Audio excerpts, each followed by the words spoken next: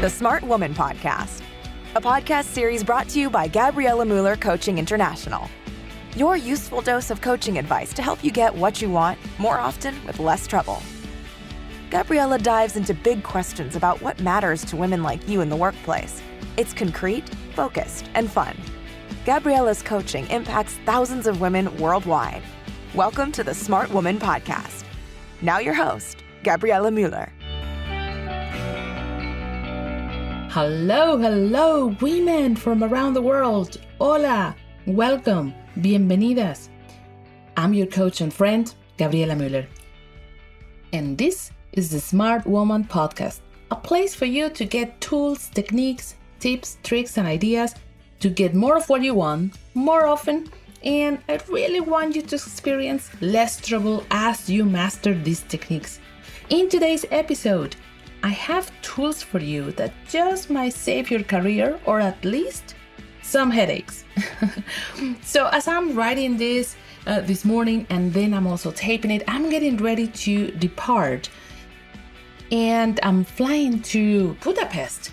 I'll be coaching a top talented women from Eastern European countries in the STEM area, which is science, technology, energy, and math. And I'm excited to do that because this is part of what I do to empower more women to get to those tables, the ones that really make decisions and assign resources.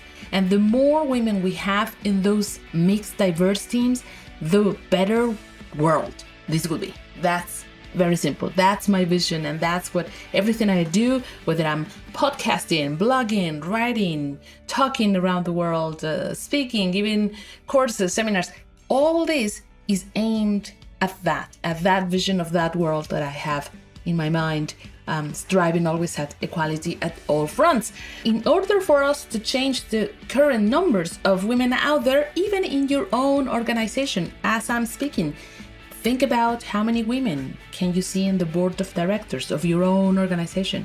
How many women out there, vice presidents, C-suite level positions, CEOs, CFOs, COOs, and not only in corporations. I'm also talking about NGOs and even smaller companies or even local community bodies like the steering committee at the school level.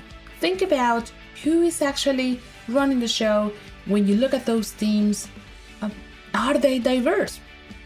And although diversity covers much more than just gender, I will specifically be talking about the number of women in those teams. And we know that gender diverse teams perform better, they outperform their competition, their bottom lines are impacted, and the results in mid and long term pay off. So you and I would say, well, that's a no-brainer, right? if diversity is good for business and it's a smart business decision, then we will have more of that. And I would say yes, and there's still a lot of things to do. While we get there, we're working on our side, on what we as women can impact every day, every meeting, every presentation, every morning you show up. Those things that you can control, those aspects you can influence with and get better results, the ones that you can decide to change and polish, those are going to be the things we're going to be working on. And to give you more tools for that toolkit today, I've got something for you. Especially for those moments where you are speaking and you are wondering if your listener is still there with you, or he already tuned out because of whatever reason. And you wonder, my message didn't come across, or even worse, you've been interrupted and you could not deliver and get to the point. So if you have found yourself, and I'm sure we have all been victims of this, whether we are causing it or the other ones are doing it, we have all experienced this to a certain degree. Chicas, if you are like me and you are in business, you are bombarded by tons of information every day, perhaps even more than we ever were before, through social media, digital information sources, and people around us. We're more connected than ever before, and we're delivering value, we are connected, we are available, And if you are working like me throughout the different time zones in the world, there is also information coming at you all the time. So we are busy people, and so are your stakeholders. Now, talking about attention span and how it has dropped for many of us in this digital era with our smart devices always available, delivering WhatsApp messages, inboxes getting fuller every day, and we are actually competing against all these things as we're also attempting to deliver a message to any stakeholder. So here's what I want you to do to make this very real. I want you to imagine this scenario. Imagine you have one of your stakeholders in front of you. Someone who's busy, who's in demand. Let's make him a he in this little mental role play. His time is limited. You have to communicate something important to him. You notice that he doesn't have a lot of time. He's looking at his watch and he says, "Yes, I've got 30 minutes for you. Go ahead." Voila, now you're on. How much context would you give him? How would you tell the story or the background of the topic? What would be the words you would use to keep him focused, engaged, and get to the point? How long will your sentences be before you lose his attention or before you get interrupted? Remember, you are aiming at delivering a message and also getting something. Either you want his approval, you want an opinion, you want an input, something. To illustrate the solution of this common problem, I'll tell you a concrete example of how I helped Julia fix this. Julia is a client of mine and she leads a European Middle East part of the sales task force in one of the most important pharmaceutical companies we have in Europe. Now, she is lovely and warm, smart, and God, he is chatty, long-winded, and her friends used to call her sweet chatterbox before she came to my coaching. Now you have to understand, Julia's boss, Brian, he is exactly the opposite. Gets to the point, a bit reserved, short attention span, busy, and he rules his life with this one motto: conciseness rules. Now you can already see the problem, right? As her communication coach, I asked her to tell me how she would normally communicate with him, which is something that I do with all my coaches around the world. I want to first raise awareness of what they are already doing. And this is Julia's speech before my coaching. "Hey Brian, I want to talk to you and tell you a little bit about a problem that we have with the team of the Middle East. That team, you know them, Peter, Anya, and Abdul. They're great guys, but well, long story short, let me tell you that I was talking to the team and apparently not everything is going as we expected it in this delivery. The supply line had a delay and our client was very upset this morning and I was with them all the time on the phone and oh my God, blah, blah, blah." Now you can imagine that by now Brian's patience was over. I mean, hey, me too. When she told me that first option, I said, "Oh, where are you going with this story?" So he would interrupt her and demanded concrete points, and of course Julia was increasingly frustrated because she had a feeling she could never really get to the end of what she wanted to do before she got either interrupted or before she lost Brian's attention, especially under stressful situations like this one. Now, don't get me wrong, I'm sure that Brian could do a lot to improve his own communication skills. In this particular case, I was only coaching Julia. So I wanted her to succeed and get what she really wanted. And I knew that she was over-explaining and under-prepared. So I coached her, and only after one session, she got these two pieces that I want to give you right now.